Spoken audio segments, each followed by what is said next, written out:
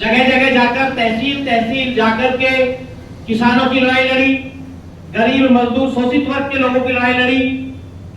उस समय बहुत बड़ा सैलाब करप्शन फ्री इंडिया के साथ था, लेकिन कुछ लोग ऐसे थे कि जिनके मन में लालच था। मैं सीधी बात करूंगा, क्योंकि समीक्षा बैठक का आयोजन और कार्यकर्ता सम्मेलन का जो आयोजन है इसी उद्देश्य से किया गया है कि आज हम लोग जो भी मन की आपके लोगों के अंदर ठीस है या हमारे अंदर ठीस है कि एक जो सपना लेकर हम लोग चले, लगातार हम लड़ाई लड़ते रहे पिछले 11 वर्षों से, उसके बावजूद भी आप लोग हम लोग कहीं ना कहीं ऐसी जगह चूके हैं जिससे कि वो मुकाम हासिल नहीं कर पाए जो हमको करना चाहिए था। करप्शन फ्री इंडिया संगठन, मैं कहता हूं नाम नहीं है, ब्रांड है आज के डेट में। कहने को तो बहुत से लोग कहते हैं कि करप्शन फ्री इंडिया संगठन से हमको मिलता क्या है, क्या हमको फायदे हैं, बहुत सारी तरह तरह की बातें होती हैं, लेकिन करप्शन फ्री इंडिया संगठन ने हम सबको वो दिया है जो हमको कहीं नहीं मिल सकता। करप्शन फ्री इंडिया संगठन ने हमको वो सम्मान दिया, लोगों के बीच जाकर अपनी बात रखने का अधिकार दिया, अधिकारियों से लड़ाई लड़ने का एक ऐसा मंच दिया जिससे हम अपनी बात बहुत ही सीना ठोक कर, सीना चौड़ा कर हम बात करते हैं। करप्शन फ्री इंडिया संगठन ने मुद्दा भी प्रवीण जी ने बताया कि सबसे पहला हमारा है कि संगठन ने आज तक क्या किया। संगठन के कार्य आप सभी जानते हैं, कोई भी जो भी करप्शन फ्री इंडिया संगठन से या सोशल मीडिया से लोग जुड़े हुए हैं, कोई ऐसा साथी नहीं जो संगठन के कार्य नहीं जानता होगा। कोई ऐसा गांव नहीं क्षेत्र में, मैं अगर गौतम बुद्ध नगर की बात करूं कि जहां पर करप्शन फ्री इंडिया संगठन ने उन समस्याओं का समाधान ना कराया हो जिनके लिए सांसद और विधायक भी कमजोर पड़े। करप्शन फ्री इंडिया संगठन ने, आपने देखा होगा, ताला गांव की अगर मैं बात करूंगा, रोड की समस्या थी, जल भराव की समस्या थी, काफी लड़ाई लड़ी, सांसद से विधायक तक लड़ाई लड़ी गांव के लोगों ने। लेकिन करप्शन फ्री इंडिया संगठन ने जब लड़ाई लड़ी तो उसको अंतिम रूप तक लेकर गए और आज ताला गांव की जो जल की जो समस्या थी, जल भराव की, उसको समाप्त कराया। जुनेदपुर की मैं बात करूं, जुनेदपुर गांव में पानी का निकास नहीं होता था, उसके लिए केवल करप्शन फ्री इंडिया संगठन सामने आया। जब विधायक और सांसद से लोग मतलब थक गए, आवाज लगा लगा के, आग्रह कर करके, तो करप्शन फ्री इंडिया संगठन को याद किया और करप्शन फ्री इंडिया संगठन ने सबसे बड़ी समस्या का समाधान ग्रेटर नोएडा प्राधिकरण से कराया। इसके अलावा इमरिया गांव की बात करूं, कनासी गांव की बात करूं, झाला गांव की बात करूं, जो भी गांव वाले क्षेत्र में हर जगह कोई ऐसा गांव नहीं जहां करप्शन फ्री इंडिया संगठन ने कार्य न किया हो। कोई ऐसा क्षेत्र नहीं जहां पर संगठन ने आज तक लड़ाई न लड़ी हो। लेकिन उसके बावजूद भी हमारे संगठन के जो कार्यकर्ता हैं वो निष्क्रिय हैं। उन्हें ऐसा लगता है कि उनका पर्सनल हित अगर नहीं साधा गया तो संगठन में क्या फायदे।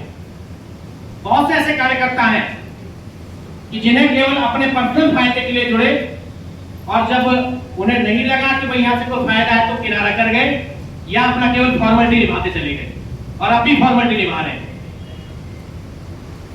मैं इस समीक्षा बैठक के माध्यम से यह कहना चाहूंगा कि जो संगठन ने काम किया वो किसी व्यक्ति विशेष का काम नहीं था, वो हर व्यक्ति से, हर तबके से जुड़ा हुआ, हर वर्ग से जुड़ा हुआ कार्य था। अगर मान के चलो किसी सड़क का निर्माण किया जाए, एक इमरिया से लेकर बागपुर तक सड़क बनी या दलेलगढ़ की पुड़िया तक सड़क बनी, तो केवल वो इमरिया के लोगों के लिए नहीं बनी थी, उससे हजारों लाखों लोग गुजरते हैं महीने में और दूर दूर के, मतलब हम भी गुजरते हैं और दूर दूर से लोग आते हैं। तो ऐसा तो नहीं है कि संगठन ने किसी व्यक्ति विशेष या व्यक्तिगत गांव की लड़ाई लड़ी हो। हर तबके, हर वर्ग, हर लोगों की लड़ाई तो लड़ी संगठन ने, पर उससे केवल अगर फायदा हुआ तो केवल इमलिया के लोग, अगर यतेंद्र नागर जी ने उसकी आवाज उठाई तो केवल ऐसा था नहीं इमलिया के लोगों को यतेंद्र जी उस रोड से निकलेंगे, सबको फायदा हुआ। अगर मैं झालना, ताला, जुनेदपुर, बिलासपुर जहां की बात करूं, जिन समस्याओं का समाधान कराया तो केवल वो उस गांव विशेष के लिए तो था नहीं, हर व्यक्ति ने उसका फायदा उठाया, हर व्यक्ति को उसका लाभ मिला। उसके बावजूद भी निष्क्रिय इतने लोग हैं, इतनी निष्क्रियता हमारे बीच आ गई है कि हम काम नहीं करना चाहते। मानता हूं कि सबसे पहले परिवार है, सबसे पहले अपने काम है, अपने काम भी होने चाहिए। भाई सबसे पहले है जीविका अगर हमारी नहीं चलेगी तो हम किसी काम के नहीं रहेंगे। मान लिया उसे प्राथमिकता पर रखो, लेकिन केवल फॉर्मेलिटी के लिए अगर 6 महीने में एक बार शकल दिखाओ तो ऐसे लोगों की हमको जरूरत नहीं है।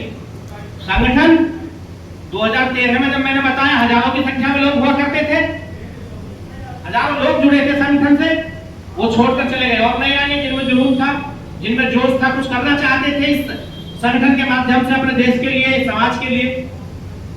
लेकिन उसके बावजूद भी बार बार संगठन के आग्रह पर इस तरह बुलाया जाता है कि जैसे पर्सनल चौधरी प्रवीण भारतीय जी या मेरा या और जो संगठन के लोग हैं कि केवल उन्हीं को फायदा होगा इससे। ऐसे बार बार मैसेज और कॉल किए जाते हैं सभी के लिए कि जैसे कोई पर्सनल हित के लिए हम बुला रहे हैं।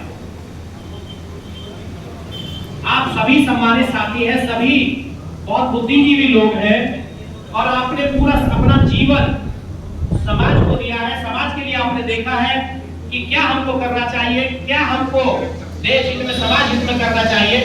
उसके बावजूद भी हम आखिर कमजोर क्यों पड़ते हैं? संगठन ने कहीं से कहीं का किसी गांव को उठा लीजिए, कोई काम ऐसा नहीं छोड़ा। लेकिन अगर मैं बात करूं, अगर मैं आपसे पूछूं कि आप लोगों ने संगठन को क्या दिया, भाई संगठन तो आपके साथ रहा आपकी हर समस्या में। एक तो मैं मान सकता हूं कि किसी की समस्या का समाधान अंतिम रूप तक नहीं ले जा पाए, क्योंकि भगवान हम भी नहीं है, शासन प्रशासन की शक्ति हमारे पास भी नहीं है। सभी के सहयोग से अगर हमने काम किया तो आप सभी के सहयोग से हमने किया। लेकिन कुछ चीजें ऐसी रही कि भाई हम लोग केवल लड़ाई तो लड़ सकते हैं आपके बारे में देख रहे हो, जो चौधरी प्रवीण भारतीय जी का एक नारा है कि तुम मुझे व्यक्ति दो मैं तुम्हें शक्ति दूंगा, वो सार्थक कब होता है? वो तभी तो होता है जब हम किसी काम को कराने में सफल होते हैं।